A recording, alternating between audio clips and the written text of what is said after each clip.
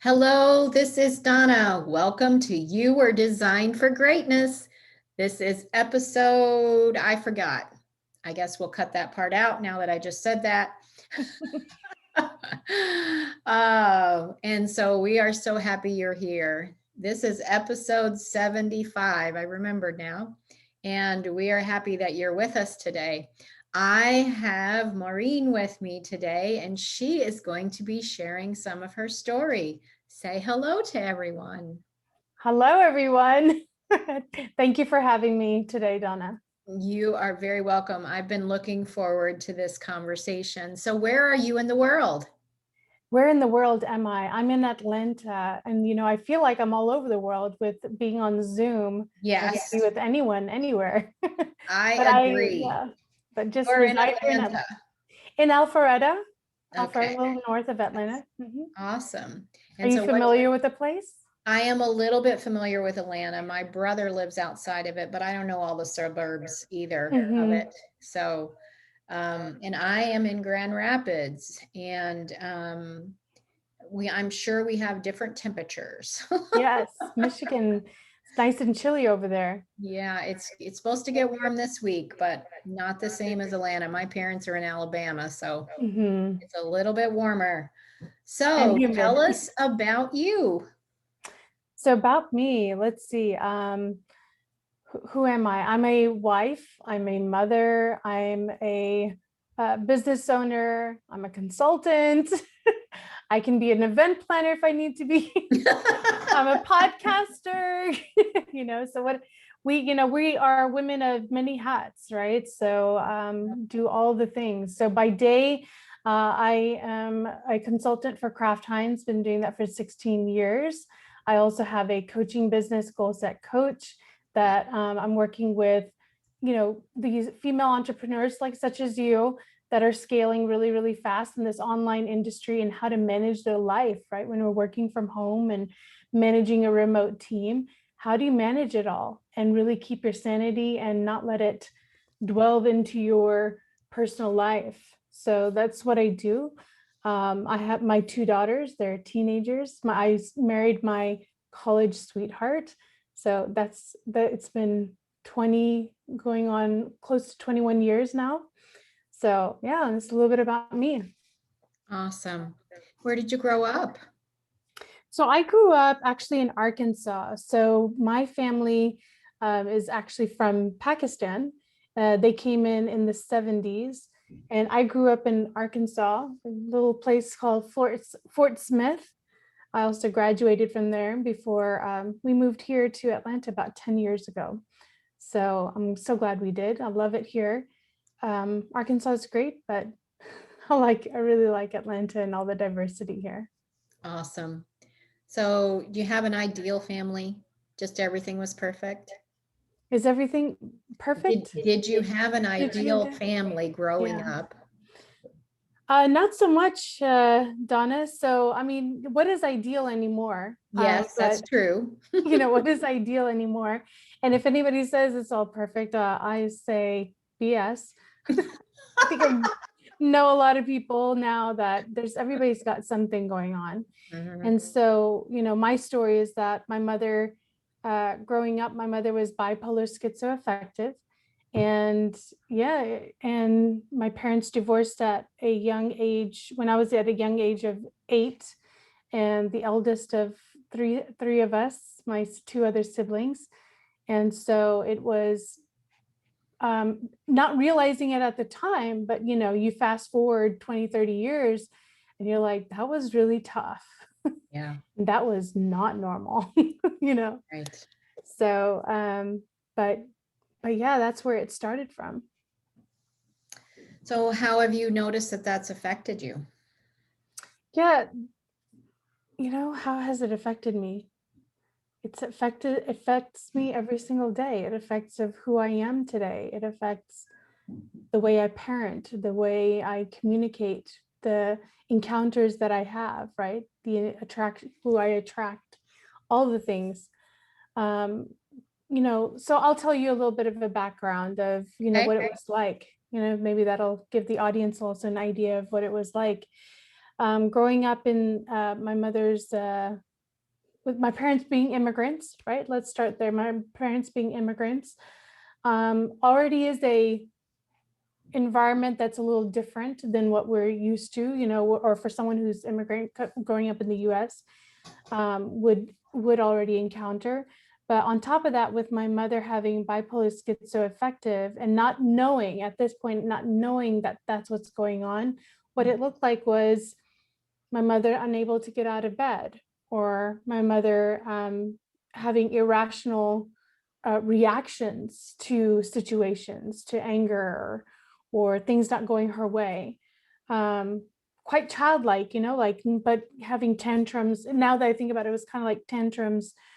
And then having these manic episodes of shopping sprees, and all of a sudden everything's great, everything's good, we're on a high, everything's good, mom's cooking, mom's taking us places, doing things, and next thing mom's in bed for weeks at a time. And quite frankly, she shouldn't have ever had she should have had custody of us. If anybody was to know, they wouldn't have awarded her custody. And the way she got custody was because we were brainwashed to lie to the lawyers and the psychologist or whatever. They have these, I don't know, I was 8 years old. What do they call them? The child protective services, is it? Or whatever. So they come into the home to see, and we were coached, or we were brainwashed to lie that if we said anything about my mother, beating us or yelling at us or not being able to take care of us, like we were told exactly what to say, that if we didn't say it just right, that they would take us away. My dad would get custody, and he would send us off to Pakistan, and we would never see our mother again. And so at 8 years old, you believe what the adults tell you. Yeah. And so we didn't tell anybody what was going on. Yeah. That is, and it is, when you're in the middle of it, you don't realize how hard it really, really is, and how difficult things are, because it's just your normal. It is, exactly. So, people say that Stockholm syndrome or whatever you're in, you just get used to, and you don't know a life beyond that. So you learn to adapt. Right. And alongside with adapting, you want to avoid whatever arise that you could cause. So for me, what that looked like is I was a straight A student, valedictorian, made sure there was no negative attention on me, because don't know what kind of reaction I would get out of that. Right. And yeah, I mean, the most significant thing I share this story because it defined who I am today, is when I was 12 years old, my father remarried, and my mother and my sisters and I, she took us to my dad's home, and she got all dressed up. She looked amazing, all dolled up. I still remember she was wearing some like crop pants with big flowers on them. They're the big bold flowers on them. And she just looked beautiful, and she curled her hair and everything. So she was on a good day. And she took us to my dad's home. We were meeting our stepmother for the first time, and my parents have not had a good relationship. They yell at each other, they don't even talk to each other. And my mother said that she wants to meet, and my dad awkwardly let her in. And so we are all sitting in the living room. I remember my mother sitting on the swiveling recliner, and then my dad and my new stepmom, on a couch, and we were sitting around, and it was kind of awkward, and they had like a conversation, and my mother was asking her, "How are you?" All this stuff, very normal conversation. My mom left. I don't remember if it was that night or if we stayed the night and then came back the next day, but that that whatever that night was, it was the night that really that stays with me, and I talk about and write about a lot because I think that was the night that that really impacted who I am. As I walked in, my dad dropped us off. As I walked in the front door and into the foyer and around the corner to the right, my mother was laying on the staircase, but upside down, face up, upside down, her legs, up in the air, and her nightgown kind of twisted around her, and my grandfather like over her and saying, my mother was like wailing, like just wailing. I don't think she was really saying anything, but she was wailing. And my grandfather said, look at your mother now, who's going to take care of her? Your father went and got remarried. He has a new wife. Now what's going to happen? Nobody cares about you or your mother anymore. And all I could think was, how do I fix this? Yeah. How I'm 12 years old, and all I could think is like, what can I do? How do I fix this? And the connection that I made in my brain was that because my stepmother came, my mother ended up like this. She was fine earlier today or day before. I don't remember exact time frame, but she was just fine. And now, and my grandfather was just like blaming my dad and my stepmom and what is going to happen to us. Like, it was devastating. And what happened was, then she disappeared for 3 months. And when I say disappeared, was we weren't told, but she ended up in the psych ward. But we were told that she had gone to India to visit her sister, and that my uncle, my grandparents, they were taking care of us. And they said not to tell your father that she's gone. Right? Mm-hmm. So we didn't say anything to my dad, nothing. But finally, I think it was after probably 2 months, my younger sister, 5 years younger than me, was like really, really like missing my mother, wanted to talk to her. And then finally my uncle said, okay, I'll tell you where your mother is, but you cannot tell anyone. And we went to visit her in the psych ward, and we walked in, and I remember she had no life in her eyes. Like, she almost didn't recognize us. Like, there was no like hugging us or anything. She was just blank face, no emotion, nothing. And I wanted her to snap out of it. Like, I just didn't know, why is she like this? And so it just came to the point where I was like, what can I do in my life now to fix this whole situation? And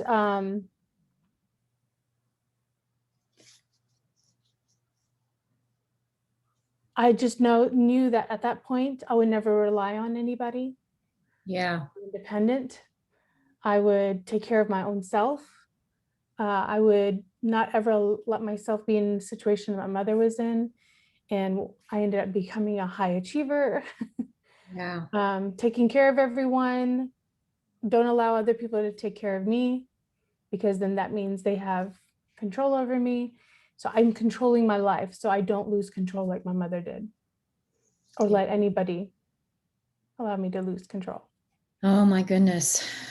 Yes, that would be a memorable whole experience. And the thing that I hear part of it, all of that, is how much we had to keep what was happening, the mental illness part, a secret, where if we could have just talked about it, things would have made more sense.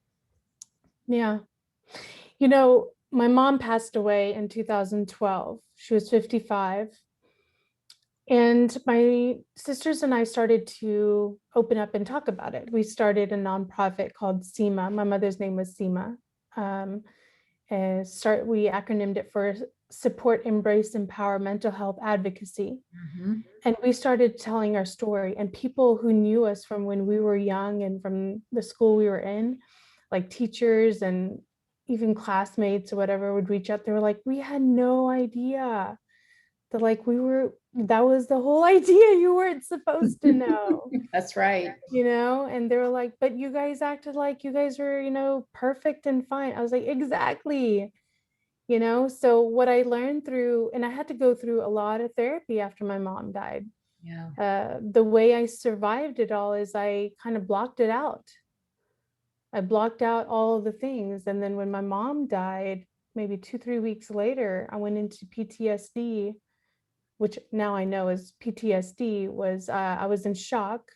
My husband said he came home one evening and I was just staring at the wall and I was shaking. He said I was all pale and I was shaking. And I was just telling him, I was like, they beat us, they hurt us. And I was talking about like my grandfather and my mom, and there was a lot of abuse, physical abuse, and no sexual abuse, but verbal and physical abuse, right? So but I just started like everything, like my father is a doctor, so he gave really good alimony and child support, but they would feed us molded bread. They would feed us like ants in our cereal. Why? I have no idea. It's not like didn't have money, and they made us feel like we didn't have money. But in the end, we found out when my mom passed that they took everything that my mother had. But that's a whole nother story, whole nother episode. There was a constant feeling of unsafeness. Mm-hmm. And, not only physically in your whole environment, emotionally, but even, being able to eat. That's a huge, I love the name of your nonprofit, being able to make a difference and make this kind of situation made known so that there isn't a stigma attached to it, and educating people. You're an amazing story of how resilience, and now you're not only that, you're impacting other women with your coaching as well. So being able to do the nonprofit and that, you have an amazing story of resilience and overcoming. And thank you for sharing it with us today. No, thank you for having me here to share that. If they want to get and learn more about SEMA or your goal coaching for entrepreneurs, how would they get in touch with you? Yeah, for SEMA, there's a Facebook page for SEMA where my sister runs SEMA pretty much, and she does everything virtually there. And then I did a spinoff and I did Goal Set Coach, because hers is more focused on the therapy and all that, and I'm more on the how to overcome that high achieving and moving forward. And mine is at goal like GOAL setcoach.com. So that's where you can find me. And I also have a Facebook page as well. Awesome. No, Thank you again for sharing your story. no, So thank you for. if you knew a woman who had similar kind of story and she hasn't really made herself public, what would you tell her today? What I would tell her is that we have a choice. And I finally chose that I wanted a path of thriving and not surviving and victimizing myself that I'd gone through something. I decided to turn my story into something that can help others. It's not easy, but I would say that make sure you get the therapy that you need. I took good 4 years of therapy, and I did, couples therapy with my husband. So, because it affected my marriage as well. And, just you can get out of it and surround yourself with other like-minded people that lift you. You don't want to be around people that can tear you down, because that can take you in a whole nother way. Awesome. Again, Maureen, thank you so much for being brave and sharing your story. And the impact you're going to have is going to be like ripples. Thank you. So thank you again.